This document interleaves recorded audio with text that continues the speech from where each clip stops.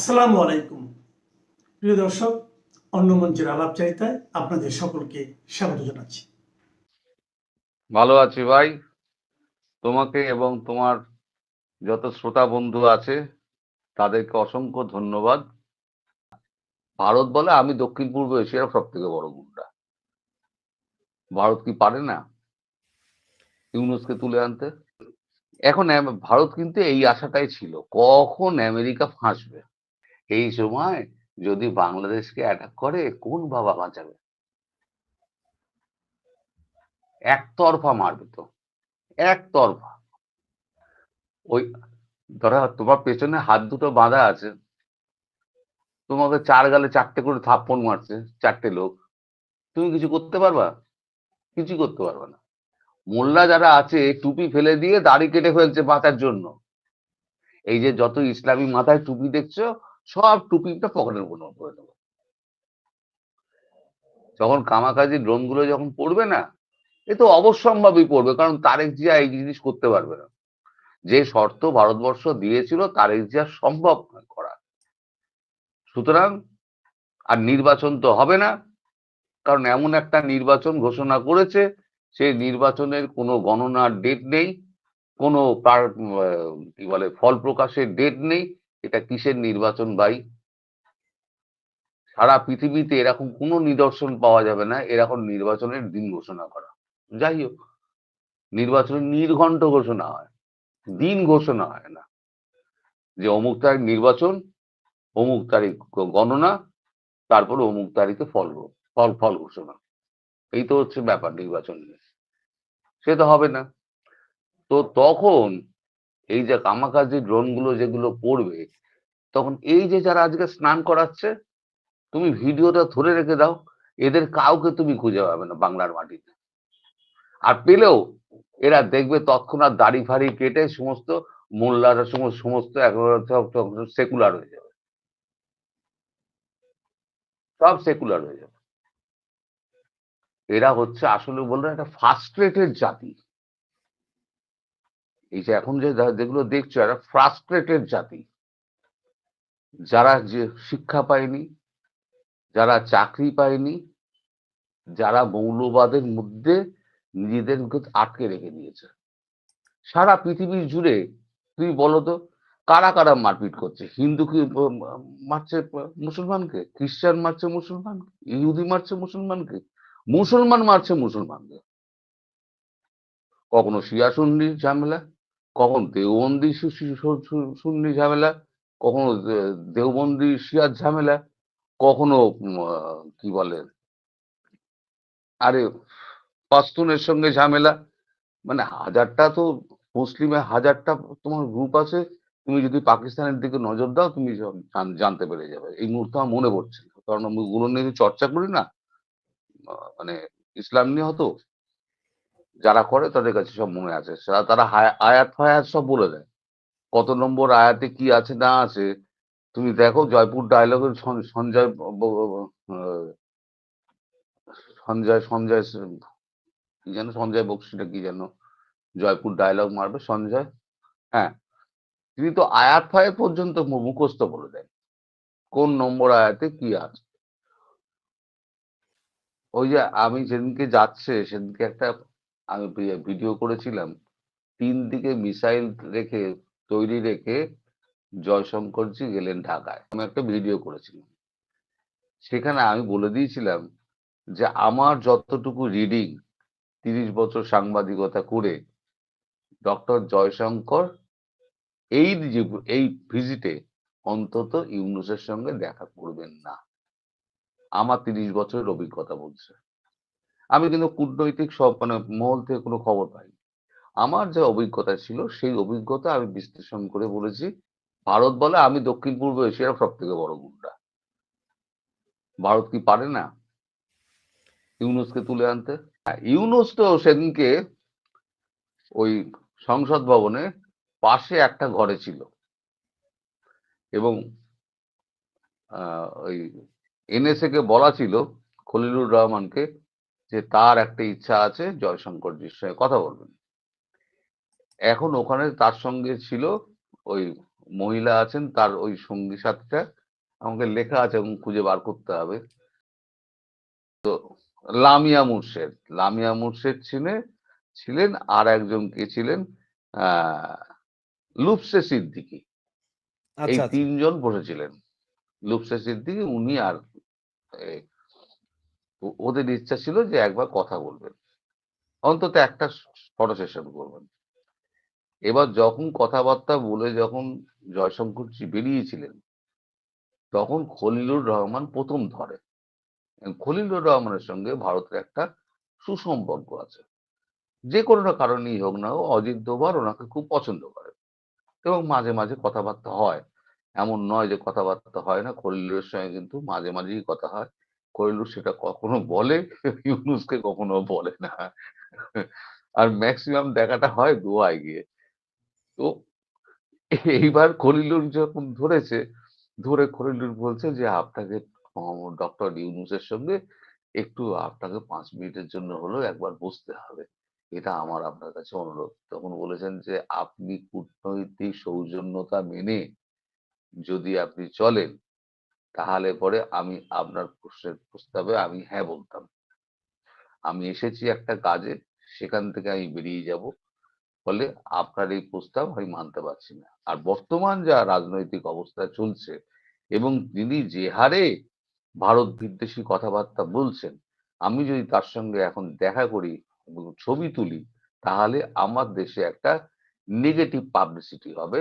সেক্ষেত্রে আমার দেশের যারা জনগণ এবং বিরোধী দল যারা শেখ হাসিনার সঙ্গে আছে, তাদের কাছে একটা ভুল বার্তা যেতে পারে, ফলে আমি এটা করব না।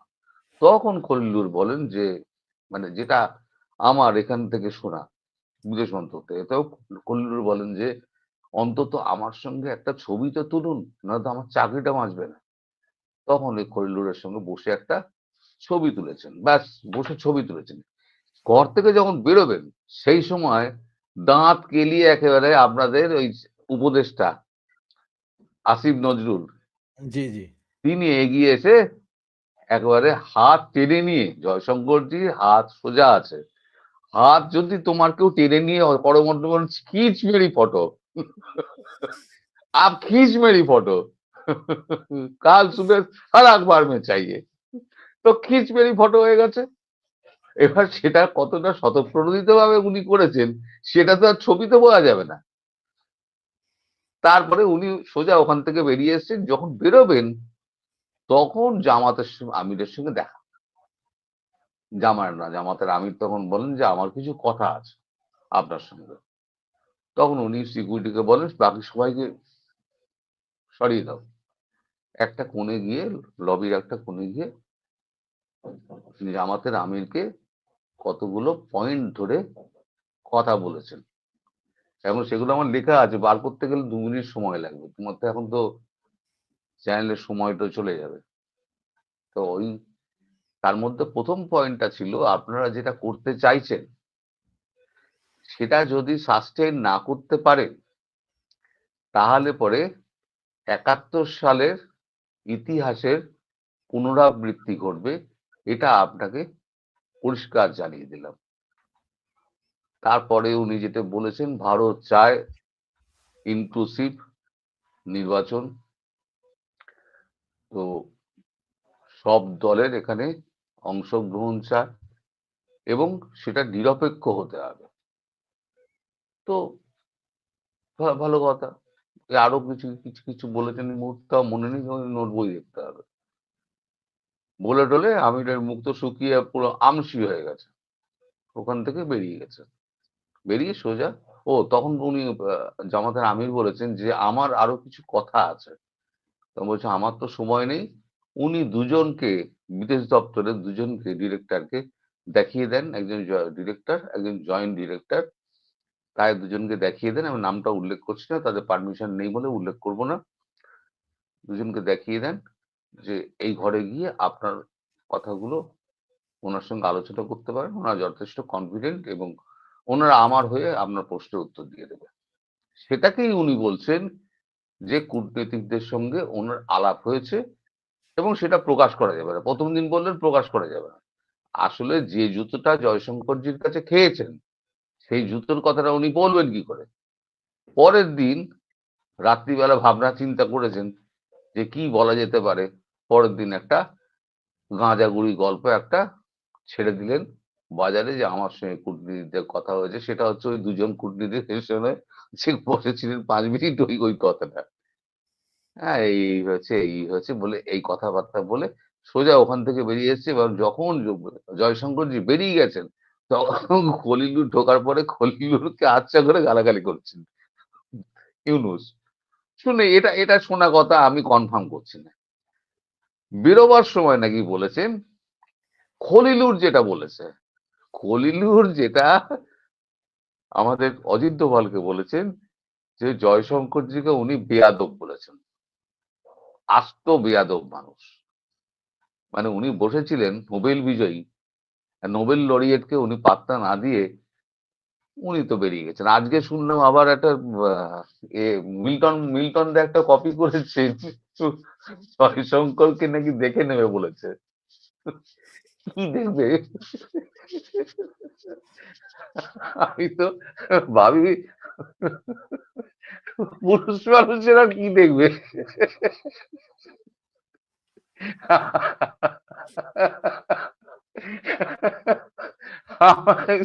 কেবল আমরা যত চায়ের দোকানে বসি না, বন্ধু বান্ধব টেলিফোনে আড্ডা মারি, শুধু আমাদের হচ্ছে হাসির খোরাক হয়ে গেছে বাংলাদেশ।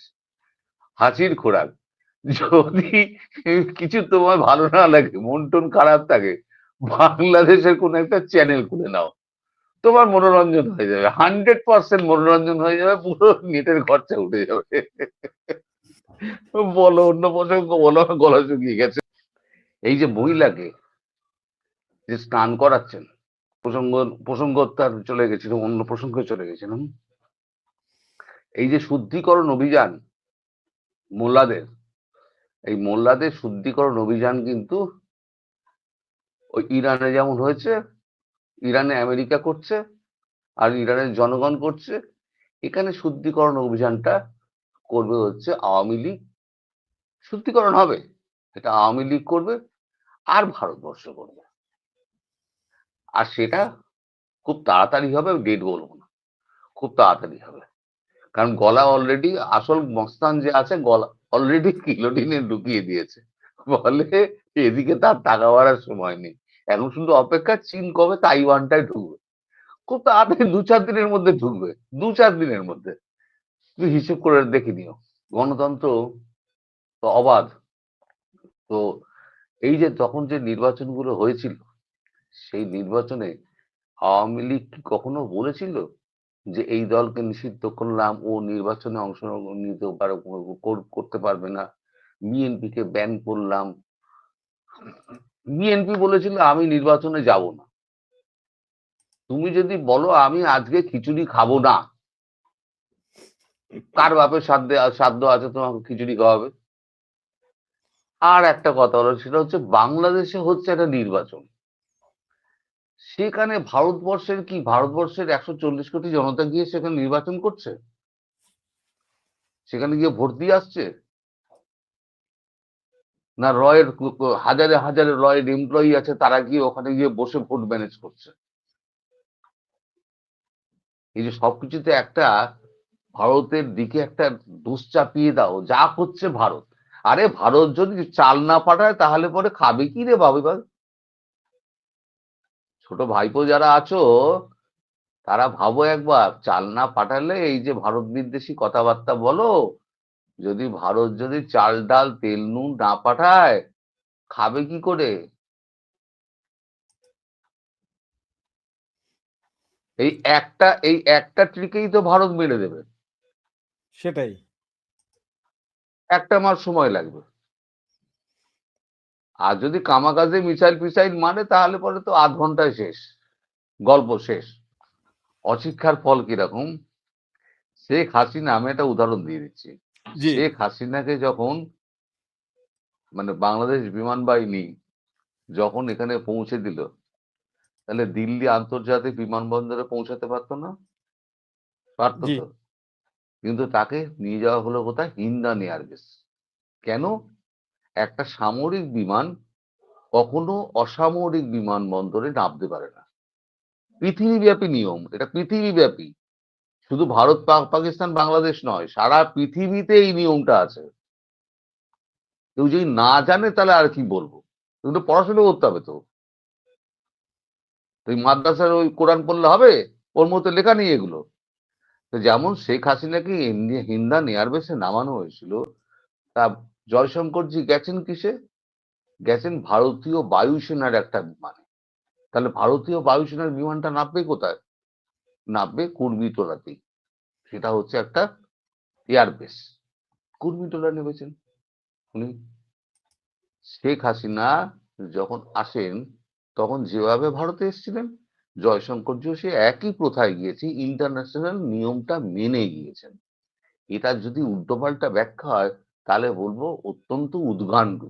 ভারতে যদি ওই, বাংলাদেশে এই সন্ত্রাসবাদ, সেখানকার মাদক পাচার, সেখানকার হিন্দু হত্যা ইত্যাদি নিয়ে যদি ভারতের কোনো আদালতে মামলা করা হয়, তাহলে কি ভারত সরকারের দাবি এবং তার কি এই অধিকার জন্মায় যে বাংলাদেশে ওইরকম আমেরিকার মতো হঠাৎ আক্রমণ চালিয়ে প্রেসিডেন্টকে তুলে নিয়ে আসা? প্রেসিডেন্ট নয়, ওটা প্রেসিডেন্ট ছিল ভেনিজুয়েলা প্রেসিডেন্ট নির্ভর, কিন্তু এখানে হচ্ছে যে প্রধান উপদেষ্টা, যার পদমর্যাদায় প্রধানমন্ত্রী, তাকে যদি নিয়ে আসা, এটা করতে পারে? দেখুন, এই কথাটা নিয়ে কিন্তু ইতিমধ্যে ভারতের সামাজিক মাধ্যম শুধু নয়, সরকারি মহলেও কিন্তু এবং প্রতিরক্ষা মহলেও কিন্তু তীব্র প্রতিক্রিয়া এবং আলোচনার সৃষ্টি হয়েছে।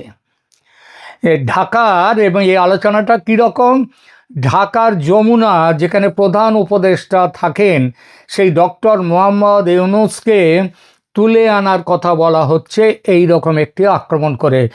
আমেরিকা যেভাবে ভেনেজুয়েলাকে, এবং আমেরিকার যা সামরিক শক্তি এবং ভেনেজুয়েলার সামরিক শক্তি যা, তাতে যেমন আমেরিকা এটা করতে পেরেছে, ভারত এবং বাংলাদেশের সামরিক শক্তি বিবেচনার আনলে কিন্তু বলা যায় ভারতও ঠিক সেই একই কাজ একইভাবে করবার সক্ষমতা ভারতের আছে।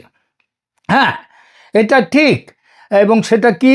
সেটা হচ্ছে যে প্রধান উপদেষ্টাকে তুলে নিয়ে আসা, কারণ আমেরিকা তো পথ দেখিয়েছে। এবং আমেরিকার বন্ধু ট্রাম্প সাহেবের বন্ধু মোদি, হ্যাঁ, বাণিজ্য শুল্কের ব্যাপারে দুটো দেশের হচ্ছে না, কারণ ট্রাম্প ব্যবসাদার, উনি ব্যবসাটা ভালো বোঝেন, কিন্তু বাংলাদেশের ব্যাপার তো তিনি মোদির ওপরে ছেড়ে দিয়েছেন। তো বন্ধুর দেখানো পথে, বন্ধু ট্রাম্পের দেখানো পথে ভারত কি ট্রাম্পের পথে, ট্রাম্পের বন্ধু মোদি কি একই কাজ করবে বাংলাদেশে? ইউনূসকে নিয়ে এলে ব্যাস সব শেষ। এবং তখন তো নিয়ে আসা মানে, যেমন ট্রাম্প বলেছেন যে ট্রাম্প যে শুধু ভেনিজুয়েলার প্রেসিডেন্টকে তুলে এনেই কাজটা শেষ করেছেন তা নয়, তার সেনা, তার সমস্ত কিছু ভেনিজুয়েলার মধ্যে, তার সেনা ইত্যাদি, তারা ভেনিজুয়েলাতে অলরেডি ঘাঁটি গেড়েছে এবং বলেছে ভেনিজুয়েলার পরিস্থিতি স্বাভাবিক না করে তারা আসবে না। পরিস্থিতি স্বাভাবিক মানে কি? নতুন সরকার তৈরি করা। ইতিমধ্যে সেখানকার ভাইস প্রেসিডেন্টের সাথে কথা চলছে। বাংলাদেশের ক্ষেত্রেও ভারত এইটাই করতে পারে, যে কোনো মুহূর্তে একটি রাতের অন্ধকারে দিনের বেলা যখন খুশি যমুনায় গিয়ে ইউনূসকে তুলে নিয়ে আসা এবং শাহাবুদ্দিন চুপ্পু রাষ্ট্রপতি, তাকে দিয়ে একটি নতুন তাকে ব্যবস্থা করা। সেই ব্যবস্থাটা কি? সেই ব্যবস্থা শেখ হাসিনাও ফিরে যেতে পারেন, গিয়ে ক্ষমতা নিতে পারেন, কারণ চারদিকে তো সেখানে বাংলাদেশে ভারতীয় সেনার দখলে তখন থাকবে। সুতরাং বাংলাদেশটাকেই তো তৈরি করে দিয়েছে ভারত, ওখানে শুধু তেল কিনে তেল তৈরি করেছে, তেলটা খুঁজে দিয়েছে বলে যদি তার উপর আমেরিকার দখল জন্মায়, তো বাংলাদেশকে তৈরি করবার জন্য বাংলাদেশের উপরে তো ভারতের দখল থাকেই, ভারতের অধিকার থাকেই। তো হ্যাঁ, একটা সার্বভৌম রাষ্ট্রের রাষ্ট্রপ্রধানকে এইভাবে বলপূর্বক তুলে নিয়ে আসা বা সেখানে কিডন্যাপ করা, এগুলো জাতিসংঘের চার্টারে বিরোধী। গুলি মারুন জাতিসংঘের চার্টারে। জাতিসংঘ কোন কাজটা করছে আজকাল? কোনো কাজ করছে? এই যে বাংলাদেশের শেখ হাসিনার সরকারের পতন হয়েছে, সেই কাজটা, সেটা তো ওই জাতিসংঘ তো তার মূল গায়েন, ওই তো গেয়েছে, ওই যে ভলকার তুর্ক, তিনি তো ওয়াকারুজ্জামান সেনাপ্রধানকে দিয়ে শাসিয়েছিলেন, খবরদার যদি বিক্ষোভকারীদের ওপর গুলি চালাও তাহলে আমরা কিন্তু তোমাদের সৈন্য আর নেব না, বাংলাদেশের সেনা ফেরত যাবে, ভয় দেখিয়েছিলেন। আর ওয়াকার তো ছিলেনই সেই দলে, ভয় দেখান আর না দেখান তিনি তো ওটা করতেনই। সুতরাং বাংলাদেশ ভারতের সম্পর্ক, ঐতিহাসিক, কূটনৈতিক এসব সব কিছু বলার পরেও একটাই কথা হচ্ছে যে ভারত কিন্তু সত্যি করে এই গরমে গরমে, মানে আমেরিকা যা করেছে ভেনিজুয়েলাতে, এই গরমে গরমে ভারতও কিন্তু একটা কিছু ভাবছে এবং খুব খুব কি বলবো, খুব সিরিয়াসলি ভাবছে। এই খবর চলে এসছে আমার কাছে, অত্যন্ত গোপন সূত্রে এই খবর পেয়েছি। কারণ এই মুহূর্তে ভারতও যদি এই কাজটা করে, ভারতের বিরুদ্ধে কথা বলার কেউ থাকবে না। ও দু চারটে প্রতিবাদ করবে, হয়তো আমেরিকা নিজেও প্রতিবাদ করতে পারে, কিন্তু আমেরিকা নিজে যে কাজ করেছে সেই পরিপ্রেক্ষিতে, ভেনেজুয়েলা যা করেছে সেই পরিপ্রেক্ষিতে এই প্রতিবাদের কি আদৌ কোনো দাম আছে? নেই।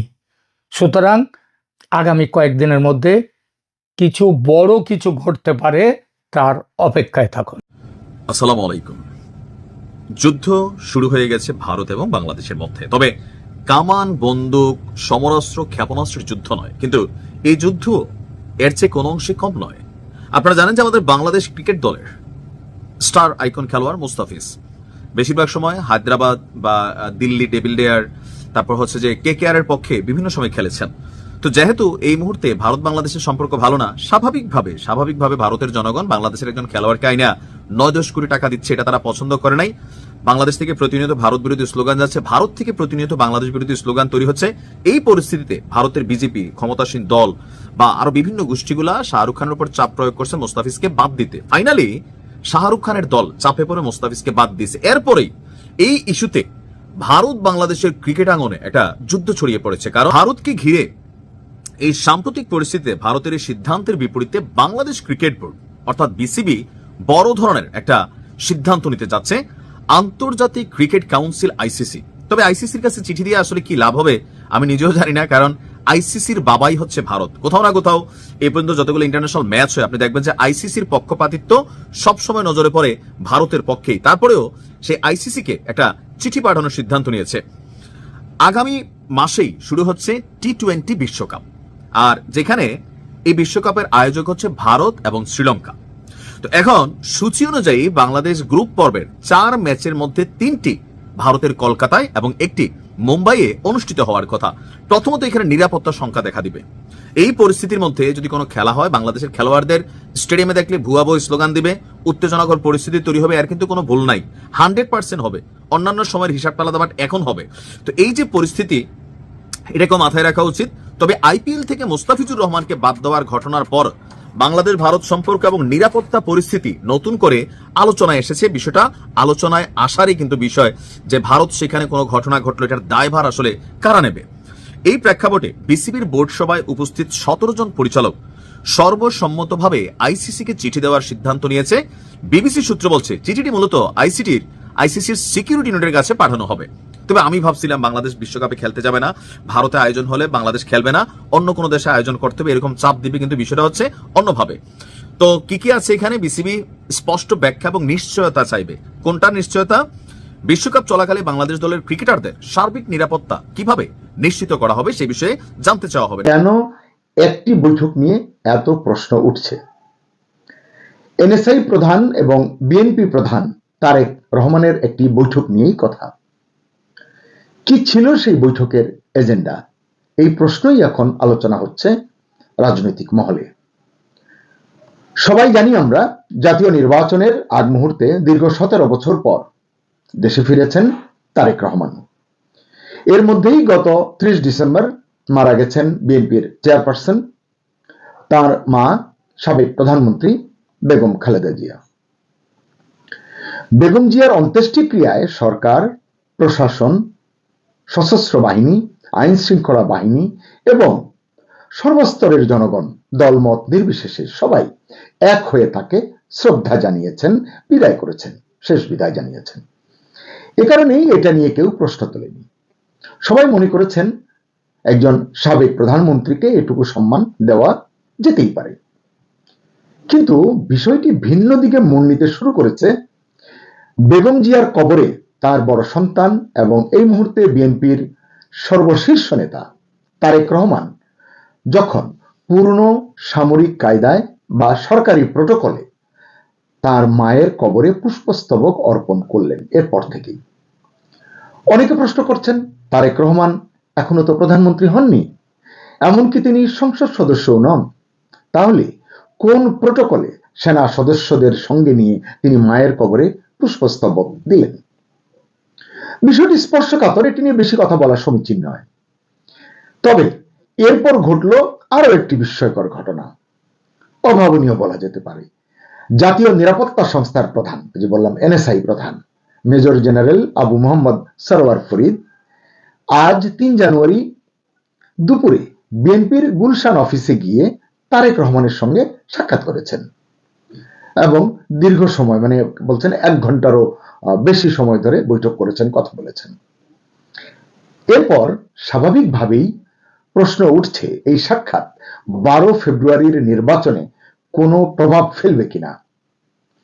আসলে এই প্রশ্নটির আগে আরো একটি প্রশ্ন করা যেতে পারে। এনএসআই প্রধান স্পষ্ট ঘোষণা না দিয়ে, মানে কি কারণে যাচ্ছেন সেটি না জানিয়ে, নির্বাচনমুখী একটি দলের প্রধানের সঙ্গে এভাবে সাক্ষাৎ করতে পারেন কিনা? এনএসআই, সেনাবাহিনী বা সংশ্লিষ্ট অন্যরা কি তারেক রহমানকে নির্বাচনের আগেই প্রধানমন্ত্রী মানতে শুরু করেছে? এরকম কথাও কিন্তু আলোচনা হচ্ছে এবং সঙ্গে এই প্রশ্নটিও করছে সবাই, এটা কি সম্ভব গণতন্ত্রে? ইউনূস সরকার এটাকে আসলে কিভাবে দেখছে? প্রধান উপদেষ্টা ইউনূস কি এর অনুমোদন দিয়েছেন? কারণ এনএসআই তো সরাসরি তার নিয়ন্ত্রণাধীন। এছাড়া সেনাবাহিনী কি বলতে পারবে এই যে বৈঠকটি হলো, এই বৈঠকের বিষয়ে বা এই বৈঠক সম্পর্কে জানে? আইএসপিআর কি কিছু জানিয়েছে গণমাধ্যমে? অথবা মিলিটারি ইন্টেলিজেন্স কি জানে? যদি জানে তাহলে কি পদক্ষেপ নিয়েছে? সব মিলিয়ে এই ঘটনা সামগ্রিক রাজনীতিতে, মানে নির্বাচনমুখী একটি সময়ে কি বার্তা দিচ্ছে সকলকে? এত কথা হচ্ছে এই কারণেই যে এখনো পর্যন্ত কেউ এই সাক্ষাৎ বা বৈঠককে ব্যক্তিগত হিসেবে ঘোষণা করেননি। না বিএনপি, না এনএসআই কিংবা সংশ্লিষ্ট অন্য কেউ বলেনি যে এটা ব্যক্তিগত সাক্ষাৎ ছিল, ব্যক্তিগত প্রয়োজনে গিয়েছেন, এই বলা হচ্ছে না। তাছাড়া ব্যক্তিগত দেখা সাক্ষাৎ যদি হয় সেটা তো অফিস সময়ের পরে হতে পারতো বা হওয়ার কথা, কিংবা গোপনে হতে পারতো। বিএনপির গুলশান অফিসে, যেটি একটি রাজনৈতিক অফিস, সেই অফিসে গিয়ে অফিস সময়ের মধ্যে এই বৈঠকটি হয়েছে। এই জন্যই এখানে প্রশ্ন উঠছে, আসন্ন নির্বাচনের জন্য লেভেল প্লেইং ফিল্ড কি তাহলে ঠিক থাকবে? অন্য দলগুলো কি এমন সুযোগ পাচ্ছে বা পাবে? এনএসআই প্রধান কি তাদের অফিসে গিয়েও দেখা করবেন, কথা বলবেন? ধরেই নিলাম আইন শৃঙ্খলা নিয়ে কথা বলবেন, সেগুলো কি তিনি বলবেন? আপনারা নিশ্চয়ই দেখেছেন ইতিমধ্যে এনসিপির নেতা হাসনাত আব্দুল্লাহ তিনি একটি কথা বলেছেন, প্রশাসন বিএনপির দিকে ঝুঁকে গেছে। এই শিরোনাম দেশীয় গণমাধ্যমে প্রকাশিত হয়েছে, পাবলিক ডোমেইনে এটি আপনারা খুঁজলেই পাবেন। কিন্তু সংশ্লিষ্ট কোনো পক্ষ থেকেই এ বিষয়ে কোনো ব্যাখ্যা বা বক্তব্য দেয়া হয়নি বা আমরা পাইনি। এনএসআই প্রধানের যে বৈঠকটি বললাম প্রায় 1 ঘন্টারও বেশি, এটি আসলে জানা গেছে একটি বিদেশি গণমাধ্যমে ছাপা হওয়ার কারণে। আমাদের দেশের মূলধারার গণমাধ্যমে এটি নিয়ে কোনো সংবাদ আমি অন্তত দেখিনি। তো এখন পর্যন্ত এনএসআই বা বিএনপি এ বিষয়ে আনুষ্ঠানিক বক্তব্য দেয়নি, এটি তো আগেই বললাম। তার মানে কি? তার মানে হচ্ছে যে একটা রিপোর্ট আছে, যে রিপোর্টটি ছাপা হয়েছে, কিন্তু এ নিয়ে অফিসিয়াল কনফার্মেশন নেই। তবে এটা ঠিক, এই সংবাদ প্রকাশের পর থেকে, এই তথ্য প্রচারের পর থেকেই রাজনৈতিক এবং প্রশাসনিক মহলে নানান আলোচনা চলছে। কেন এই সাক্ষাৎ বা বৈঠক নিয়ে প্রশ্ন উঠছে সেটা যদি আমরা একটু বিশ্লেষণ করি, কি দেখতে পাবো? আমরা দেখতে পাবো যে বাংলাদেশের প্রচলিত প্রথা অনুযায়ী সাধারণত গোয়েন্দা সংস্থার প্রধানরা প্রকাশ্য রাজনৈতিক কর্মকাণ্ড থেকে দূরে থাকেন। সেই জায়গায় একটি রাজনৈতিক দলের কার্যালয়ে গিয়ে বৈঠক, এটা তো নজিরবিহীন ঘটনা। এই জন্যই আসলে প্রশ্ন উঠছে, এই বৈঠকের উদ্দেশ্য কি? কেন কেউ কিছু বলেননি বা বলছেন না? কেন সরকার নীরব? কেন প্রশাসন নীরব? কেন নিরাপত্তা সংস্থাগুলো নীরব? তার মানে ওই যে বললাম, অভিযোগ আছে, রিপোর্টও আছে, কিন্তু ব্যাখ্যা নেই। এ কারণেই রাজনৈতিক মহলে কেউ কেউ মনে করছেন এই ঘটনা হতে পারে অন্তর্বর্তী সরকারের রাজনৈতিক কৌশলের কোনো অংশ। সবচেয়ে বড় বিষয়, এরকম পরিস্থিতিতে যখন কেউ কিছু বলে না, অর্থাৎ মুখ খোলে না, তখন এই নীরবতাই সবচেয়ে বড় প্রশ্ন হয়ে দাঁড়ায়। লিডস নিউজ নীরবতার কারণে ওঠা প্রশ্নটাই সবার সামনে তুলে ধরছে। লিডস নিউজ কোনো সিদ্ধান্ত দিচ্ছে না বা সিদ্ধান্তে পৌঁছাচ্ছে না। আমরা এটাকে পলিটিক্যাল স্পেকুলেশনও বলতে চাই না, আবার অভিযোগও না। আমরা শুধু প্রশ্ন রাখছি, এনএসআই প্রধান এবং তারেক রহমানের বৈঠকের এজেন্ডা কি ছিল, কি বিষয়ে তারা কথা বলেছেন। যদি এই সাক্ষাৎ বা বৈঠক নিয়মের মধ্যে হয়ে থাকে, তাহলে এত নীরবতা কেন?